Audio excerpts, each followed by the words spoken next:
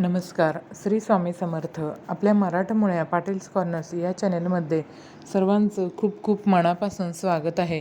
आजचा तुमचा दिवस छान जावो आणि स्वामी तुमच्या सर्व चांगल्या इच्छा पूर्ण करोत अशी स्वामींच्या चरणी प्रार्थना करते आणि आजच्या या व्हिडिओला सुरुवात करते.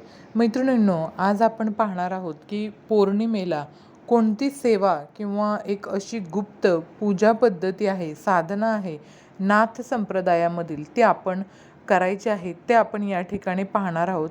तर ही साधना कोणती आहे आणि ती कशा पद्धतीने करायची याची सविस्तर माहिती या व्हिडिओमध्ये मी तुम्हाला सांगणार आहे. व्हिडिओला सुरुवात करण्यापूर्वी चॅनेलवरती जर तुम्ही नवीन असाल तर चॅनेलला लाईक आणि सबस्क्राईब मैत्रिणींनो नक्की करा आणि तुमच्या मित्रमैत्रिणींनासुद्धा हा व्हिडिओ नक्की शेअर करा. चला तर मग व्हिडिओला सुरुवात करूया. तर सर्वप्रथम ही साधना आपण कोणत्या दिवशी करायची, तर जसं की आपल्या दत्तगुरूंचा वार हा गुरुवार आहे. अतिशय अप्रिय असा वार गुरुवार आहे, कारण आपल्या दत्तगुरूंचा जन्म हा गुरुवारी झाला होता. म्हणून गुरुवारचा वार हा अतिशय शुभ असा वार असतो. त्यातच कोणत्याही गुरुवारी किंवा तुम्ही पौर्णिमेच्या दिवशी सकाळी लवकर उठून स्नान करून तुम्हाला ही साधना करायला घ्यायची आहे. तर काय करायचं आहे बघा. सर्वप्रथम तुम्ही सकाळी लवकर उठून त्याच्यानंतर वड, औदुंबर आणि पिंपळ या तिन्ही वृक्षांच्या, परत एकदा सांगते, वड, औदुंबराचं झाड आणि पिंपळाचं झाड या झाडांच्या उत्तर बाजूकडे जाऊन तुम्हाला 3 काड्या घ्यायच्या आहेत. म्हणजे 3 त्याच्या फांद्या घ्यायच्या आहेत छोट्या छोट्या. म्हणजे केवढ्या फांद्या असायला हव्यात बघा, पेन्सिल इतक्या जाड आणि एक विदभर लांबीचं असं फांदी आपण तोडून घ्यायची आहे. पण तोडत असताना त्याला शस्त्र न लावता आपण फक्त हातानेच तोडायचे आहे. त्याच्यानंतर आपण काय करायचं बघा. घरी आल्यावर आपण त्यांना अडकित्त्याच्या साह्याने किंवा हाताने सरळ 3 असे तुकडे करून घ्यायचे. त्यातील प्रत्येक काडी आपण आता तामणात ठेवायची.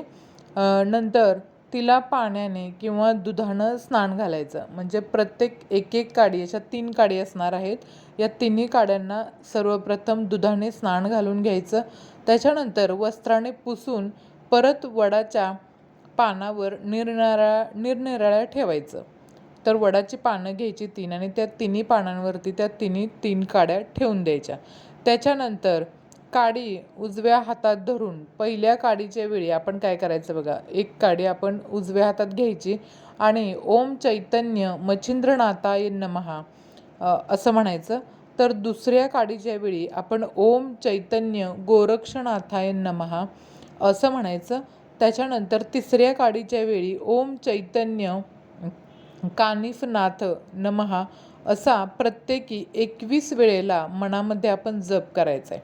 म्हणजेच हे तिन्ही जे मंत्र आहेत ते एका एका काडीवरती तुम्हाला 21 वेळा म्हणायचे आहेत. त्याच्यानंतर आपण काय करायचं बघा. परत त्या वडाच्या पानांवर ठेवून द्यायच्या. हातामध्ये घ्यायच्या, मंत्र म्हणायचे आणि नंतर जी वडाची पानं आपण मांडलेली आहेत त्या पानांवरती त्या ठेवून द्यायच्या. असं आपण करायचं. आणि त्याच्यानंतर दृढ संकल्प करायचा की एका एका काडीत भगवान मच्छिंद्रनाथ, भगवान गोरक्षनाथ आणि भगवान कानिफनाथ यांचा संचार झाला आहे आणि या प्रक्रियेस आपण आव्हान करणं असं म्हणतात बघा. नंतर त्या काड्यांना गंध, सुवासिक फुलं, अत्तर लावून घ्यायचं. हळदी कुंकू मात्र व्हायचं नाही आहे. फक्त काय करायचं, सुवासिक फुलं, गंध आणि अत्तर लावून घ्यायचं. प्रत्येक काडीवर हात ठेवून प्रत्येकी 11 वेळा गायत्री मंत्राचा सुद्धा आपण जप करायचा आहे बघा. ओम भूर्भुवस्वः तत्सवितुर्वरेण्यं भर्गो देवस्य धीमहि धियो यो न प्रचोदयात् असा हा मंत्र आपण 21 वेळा गायत्री मंत्राचा 11 वेळा गायत्री मंत्राचा जप तुम्हाला त्या ठिकाणी करायचा आहे. त्याच्यानंतर सुवासिक धूप भक्तिभावानं ओवाळायचं. तसंच त्या दिवशी आपल्याला पौर्णिमेच्या दिवशी उपवास करायचा आहे बघा. त्यानंतर आपण त्या दिवशी संध्याकाळी उपवास सोडताना, सोडत असताना आपल्याला डाळीची खिचडी किंवा वडे किंवा घेवड्याची भाजी आपल्याला किंवा उसळ, दही भात असंच आपण नैवेद्य म्हणून पदार्थ दाखवून त्याच्यानंतर आपण ते भोजन करायचं. हा प्रसाद आपण खायचा, पण बाहेरच्या कोणत्याही व्यक्तीला हा प्रसाद आपण द्यायचा नाही. आपण घरच्या घरीच पूजा झाल्यानंतर घरच्या घरीच आपण खायचा. संध्याकाळी पूजा विसर्जन करायची आणि त्या 3 काड्या ज्या आहेत ना, त्या काड्या काय करायच्या, भगव्या रंगाचा रेशमी कापड असेल तर उत्तम. रेशमी कापड घ्यायचं भगव्या रंगाचं आणि त्या मापाच्या पिशवीत त्याची पिशवी बनवायची किंवा भगव्या रंगाची पिशवी घ्यायची आणि त्या पिशवीचं तोंड बंद करायचं आणि त्या पिशवीमध्ये आपण त्या काड्या ठेवायच्या आणि ते पिशवीचं तोंड बंद करायचं. आता ही वस्तू म्हणजे तुमच्या घरावरती 3 नाथांचं वास्तव्य आहे अशी दृढ श्रद्धा ठेवायची आपल्या मनामध्ये. ही वस्तू तुम्ही देवघरात किंवा एखाद्या पवित्र ठिकाणी ठेवू शकता. मात्र स्त्रियांनी मासिक पाळीमध्ये भगिनींनी या पिशवीस हात लावायचा नाही आहे बघा. तेवढी काळजी तुम्हाला घ्यायची आहे. तसंच घरातील कर्त्या पुरुषाने किंवा त्यांच्या पत्नीने रोज स्नान झाल्याबरोबर ओम चैतन्य मच्छिंद्रनाथाय नमः, ओम चैतन्य गोरखनाथाय नमः, ओम चैतन्य कानिफनाथाय नमः अशा तिन्ही मंत्राचा प्रत्येकी 7 वेळा दररोज जप करायचा आहे बघा. तसंच वरुथिनी एकादशीला गोरक्षनाथांचा जन्मदिवस समजला जातो आणि वरुथिनी एकादशी दरवर्षी चैत्र महिन्यात कृष्ण पक्षात येते. तर ज्या ठिकाणी हा उपचार होतो किंवा ही सेवा होते त्या घरामध्ये वरील 3 नाथ येतात अशी श्रद्धा आहे आणि त्या दिवशी आपण आपलं घर स्वच्छ करायचं. शक्य असेल तर गौमूत्र शिंपडायचं आणि त्या पिशवीचं मनोभावे पूजा करायची पिशवीची. तसंच सुवासिक तेल, धूप, दीप, अगरबत्ती लावायची, फुलं घालायची. अशा प्रकारे आपण ही श्रद्धा नाथ चालवित आहेत. ही श्रद्धा जितकी बलवान होईल तितक्या प्रमाणात तुम्हाला याचं आश्चर्यकारक अनुभव येतील.